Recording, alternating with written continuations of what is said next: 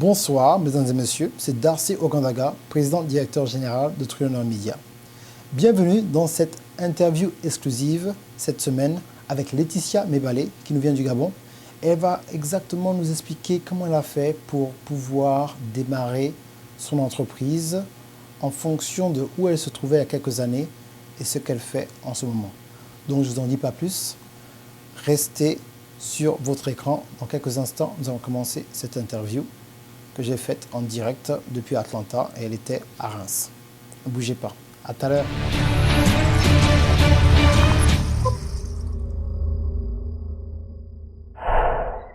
Bonjour, bonsoir, mesdames et messieurs. C'est Darcy Ogandaga, président directeur général de Trillionaire Media. Et je suis extrêmement ravi aujourd'hui parce que c'est pas tout le temps que je peux interviewer une compatriote, une jeune dame qui vient du Gabon. Elle s'appelle Laetitia Mebalé et elle a vraiment une histoire très, très surprenante qui va vraiment vous encourager à aller au-delà de ce que vous pensez qui est possible. Donc, je ne vais pas vous en dire plus. J'invite Laetitia Mebalé en direct de Paris. Je suis à Atlanta. Laetitia, est-ce que tu peux... De rien. Bonjour, bonjour. Est-ce que tu peux un peu dire à notre audience comment tu t'appelles encore, d'où tu viens exactement, comment tu as pu transitionner de une personne qui pense faire des études et travailler à créer ta propre boîte, s'il te plaît? Bonsoir Darcy, écoute, tout d'abord merci de me donner l'opportunité de m'exprimer à travers ta chaîne. Tout d'abord, je suis Laetitia Mebalé. Donc comme Darcy vous l'a dit, je suis originaire du Gabon.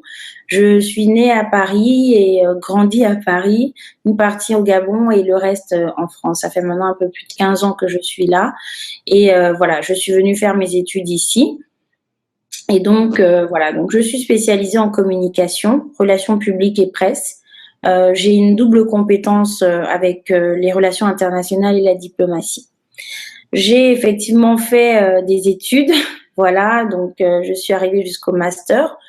C'est vrai que la logique aurait voulu que je continue ou alors que je me dise bon j'ai fait des bonnes études, je vais directement rentrer chez moi et me trouver un boulot, utiliser les relations qu'on peut avoir. Mais c'est vrai que au final, c'est vrai que je me destinais pas du tout à l'entrepreneuriat au départ. Je me voyais même pas dans ça et parce que c'est même pas culturel chez nous.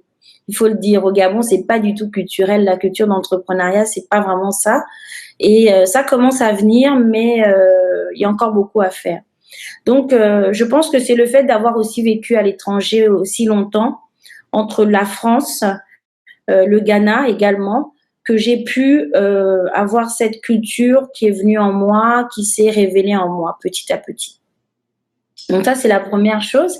Le business que je fais, donc je suis à la tête donc d'un cabinet de conseil en communication, bien sûr, relations publiques et presse. Et donc j'accompagne, je coach des jeunes entrepreneurs, des entreprises, etc., des institutions dans leur stratégie de communication. Voilà. Donc voici un peu ce que je fais. Au-delà de ça, j'ai depuis maintenant 1 an créé une association à destination des femmes africaines qui s'appelle Femmes africaines et pouvoir. Le but de cette association, c'est d'être finalement un incubateur de leadership au féminin, donc à destination des femmes d'Afrique francophone. Parce que j'ai simplement constaté qu'au niveau de tout ce qui touche au leadership, en Afrique francophone, on a encore beaucoup de retard à ce niveau-là. L'Afrique anglophone est bien avancée, ça il faut le dire. Et je me suis dit, ce que j'ai vu chez les autres, j'aimerais que ça se passe chez moi. J'aimerais que les femmes africaines d'Afrique francophone, d'Afrique centrale, se mettent un peu plus en avant. En tout cas, prennent leur destin en main et qu'elles puissent véritablement faire des miracles parce que finalement, c'est la femme qui donne la vie. Et donc, c'est la femme qui est capable de faire beaucoup plus de choses qu'on le fait maintenant. Donc, voici un peu ce que je fais dans ma vie de tous les jours. Waouh, impeccable, impeccable. J'aime bien ce cheminement, ton cheminement. Mais comme tu l'as dit, que certains pays anglophones sont très avancés, comme on t'entend discuter avant que l'interview commence.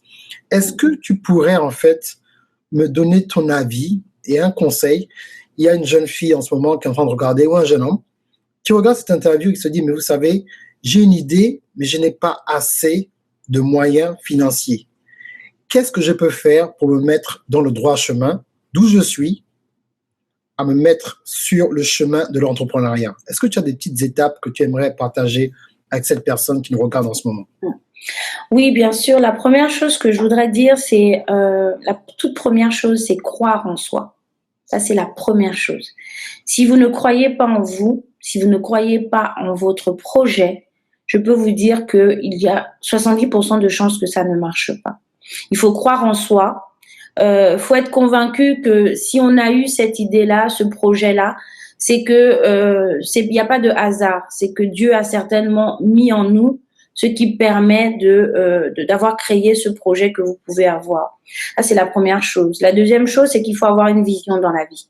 Quand on n'a pas de vision dans la vie, c'est-à-dire quand on n'a pas de repères, quand on n'a pas d'objectif à atteindre, pareil, ça ne marchera pas. On va avancer, on va tâtonner, mais on n'ira pas plus loin. Donc la première chose, croire en soi. La deuxième chose, c'est avoir une vision, donc un objectif à atteindre. Et enfin, la troisième chose, les gens pensent toujours que quand on doit se lancer dans l'entrepreneuriat, il faut avoir de l'argent. Non, non, non. Ce n'est pas l'argent qui fait le projet, d'accord? C'est le projet qui fera de l'argent. Donc, c'est comme ça qu'il faut voir les choses.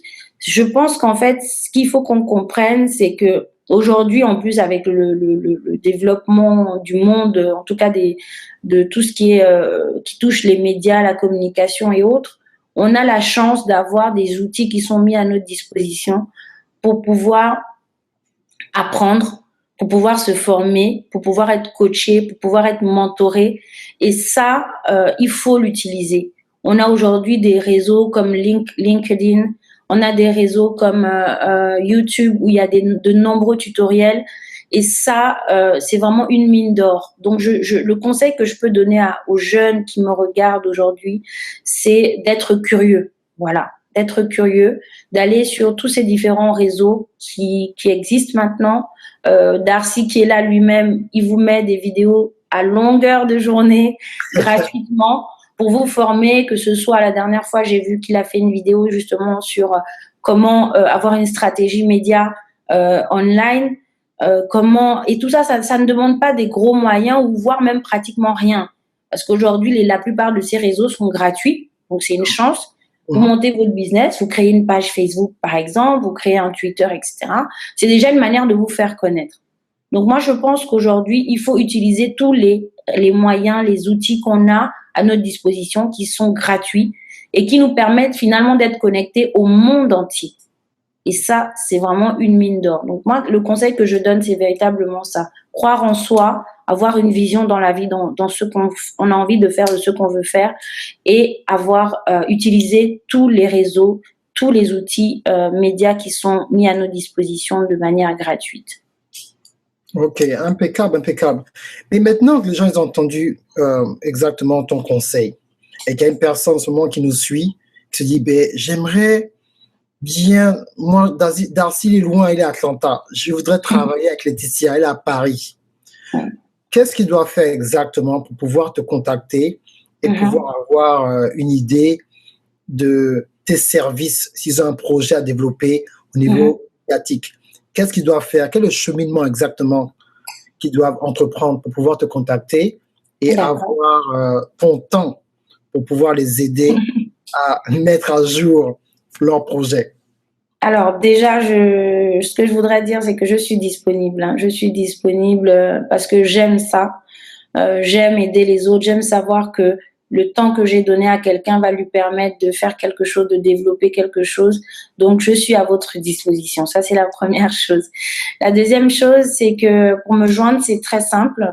Vous pouvez me retrouver sur le site internet de ma structure, donc www.mlcom.net.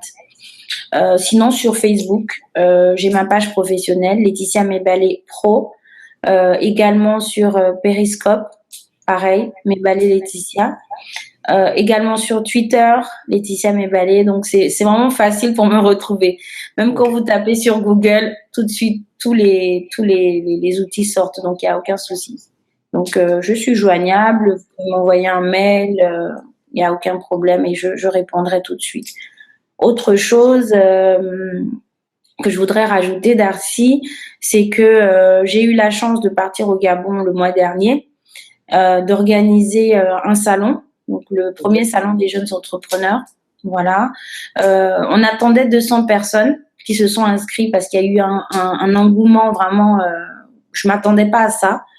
Ça prouve finalement que les Gabonais, que les Africains même en général, ont soif d'entreprendre, parce que on a une nouvelle génération de jeunes leaders qui ont soif d'apprendre, qui ont soif d'entreprendre, qui ont soif de créer. Et donc, il y a de la matière. Je trouve que j'étais impressionnée moi-même de voir qu'il y avait autant de jeunes, et très, très jeunes d'ailleurs, qui ont envie de se lancer dans les affaires. Et ça fait plaisir. Je voulais dire vraiment merci à tous ceux qui sont venus, profiter d'aujourd'hui pour dire merci à ceux qui sont venus et dire à ceux qui ne sont pas venus que nous avons un prochain rendez-vous très, très bientôt. Restez connectés, vous serez informés au moment venu de la deuxième édition. Voilà. Impeccable, impeccable. Est-ce qu'il y a une page sur Facebook Oui. en dehors de la tienne où ils peuvent Oui. avoir des renseignements, savoir exactement quand est-ce que se passera le prochain atelier Tout à fait. Donc, il y a la page justement Salon des jeunes entrepreneurs que vous retrouvez sur Facebook où vous avez tout ce qui s'est passé avant. Et puis, chaque jour, je continue à l'alimenter avec que ce soit des conseils, du coaching, etc. pour les entrepreneurs qui me suivent, qui nous suivent. Voilà. Ok, impeccable, impeccable. Vraiment, j'aime bien ton raisonnement parce que tu veux vraiment aider et tu veux vraiment que les gens puissent bénéficier de l'importance de l'information. C'est ma dernière question.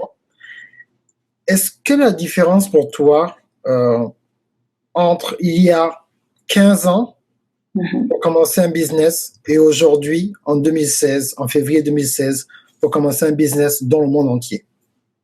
Et après, tu peux... Vas-y. Il y a 15 ans, vous pouvez commencer votre business, mais il n'aurait pas eu la même portée qu'aujourd'hui. Pourquoi? Parce qu'il y a 15 ans, comme je le disais tout à l'heure, tous les réseaux qu'on a aujourd'hui, tous les outils de communication qu'on a aujourd'hui n'existaient pas, ou alors ils étaient encore en train d'être créés. C'est vrai, on avait i5, hein? C'était quoi? C'était i5 à l'époque. Mais bon, encore qu'on l'utilisait même pas pour faire des choses professionnelles. C'était plus, voilà, on se retrouve entre amis, voilà. Mais vraiment, il n'y avait pas tout ça. Hein, il n'y avait pas tout ça. Il y avait Internet déjà, c'est vrai, mais il n'y avait pas ce qu'on a aujourd'hui, cette fluidité, cette facilité qu'on a de communiquer avec quelqu'un. Je communique là avec Darcy, il est à Atlanta, là-bas c'est l'après-midi, moi je suis à Paris, il est 22h, waouh, on a juste envie de dire waouh, quoi, c'est magique. Là, avec ces outils qu'on a, je suis capable de donner des cours à des personnes qui sont dans le monde entier, justement, sur une thématique qui pourrait les intéresser par rapport à ce que je propose. Et donc, ils peuvent me suivre, ils peuvent en bénéficier. Et donc, c'est une manière aussi de se faire un business. Donc, c'est une façon de dire aussi là à ceux qui nous regardent que aujourd'hui, vous avez tous les moyens qui sont mis à votre disposition. Profitez-en. Préparez de manière sérieuse votre projet. D'accord? Et maintenant, quand vous êtes prêt, utilisez les moyens qui sont mis à vos dispositions pour pouvoir donner à votre projet plus de visibilité. Voilà. Voilà. Impeccable. Mais merci bien, Laetitia. J'espère que tu as bien te reposé. C'est qu'il est tard chez toi. C'est vraiment un plaisir de pouvoir bavarder avec toi. J'espère collaborer avec toi dans plusieurs projets dans le futur. Et bien sûr, vous avez toutes ces informations qui devraient apparaître sur l'écran. Et prenez le temps de la contacter et essayez de travailler avec elle. Elle est très, très professionnelle et elle sait de quoi elle parle. Donc, merci bien, Darcy Ogandaga de Trillionaire Media depuis Atlanta. Et Laetitia, je te dis au revoir. Merci à tous. Merci, Darcy, de m'avoir donné l'opportunité de communiquer avec toutes ces personnes qui nous regardent. Je vous souhaite une bonne soirée, bonne journée pour ceux qui sont loin et puis que Dieu vous bénisse. OK. Impeccable. Au revoir. Au revoir.